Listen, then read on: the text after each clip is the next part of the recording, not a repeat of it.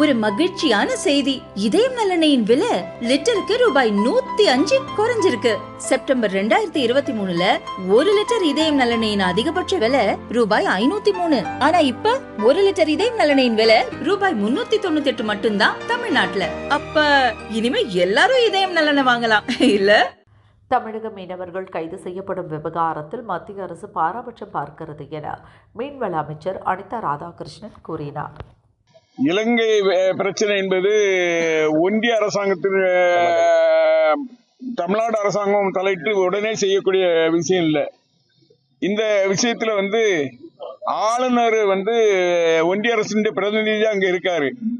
அவரு உடனடியாக டெல்லிக்கு சென்று பாரத பிரதமரையோ வெளியுறவுத்துறை அமைச்சர் அவர்களை சந்தித்து இதற்கான தீர்வை காண்பதற்கு இவர்களை தொடர்ந்து பாரம்பரியமாக மீன்பிடிக்கின்ற பகுதிகளை மீன்பிடிப்பதற்கான பணிகளை செய்ய வேண்டும் என்ற வகையில் எங்களுடைய தமிழகத்தின் முதலமைச்சர் அவர்களும் பல்வேறு வகையிலே மத்திய ஒன்றிய அரசாங்கத்திற்கு அழுத்தம் கொடுத்திருக்கின்றார்கள்.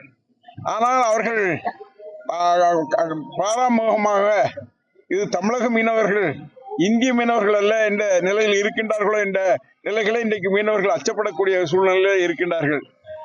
ஆகவே வெகு சீக்கிரத்திலே மாண்புமிகு தமிழகத்தின் முதலமைச்சர் அவர்கள் அழுத்தம் கொடுத்து இன்னைக்கு கவர்னர் பார்த்திருக்காரு.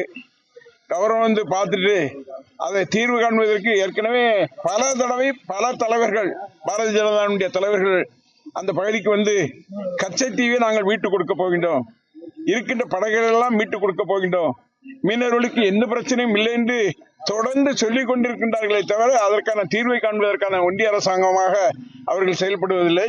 நாங்கள் எங்களுடைய தமிழகத்தின் முதலமைச்சர் உத்தரவை வழங்கி பாராளுமன்ற உறுப்பினர் மரியாதைக்குரிய திருமிகு கனிமொழி கருணாநிதி எம்பி அவர்கள் அதுபோல அந்த பகுதியினுடைய மீனவர்களை சங்கத்தினுடைய பிரதிநிதிகளை அழைத்து டெல்லிக்கு சென்று ஒன்றியத்தினுடைய வெளியுறவுத்துறையினுடைய அமைச்சர் அவருடைய மேலான கவனத்துக்கு கொண்டு வருகின்ற போது பேசுகின்றோம் என்று சொல்கின்றார்களே தவிர அதை நிரந்தரமாக அந்த மீனவர்களுக்கான பாதுகாப்பை வழங்குவதற்கான நிலைகளை ஒன்றிய அரசாங்கம் தனி கவனம் செலுத்தப்படுவதில்லை. ஆனால் மீனவர்கள் பாதிக்கப்பட்ட மீனவர்களுக்கெல்லாம் படகுகளுக்கான நிவாரணங்களை மாண்புமிகு தமிழகத்தின் முதலமைச்சர் அவர்கள் மீனவர்கள் அல்லல் படக்கூடாது என்ற வகையிலே அந்த பணிகளை அதற்கான நிவாரணங்களை நம்முடைய மாண்புமிகு முதலமைச்சர் அவர்கள் வழங்கியிருக்கின்றார்கள்.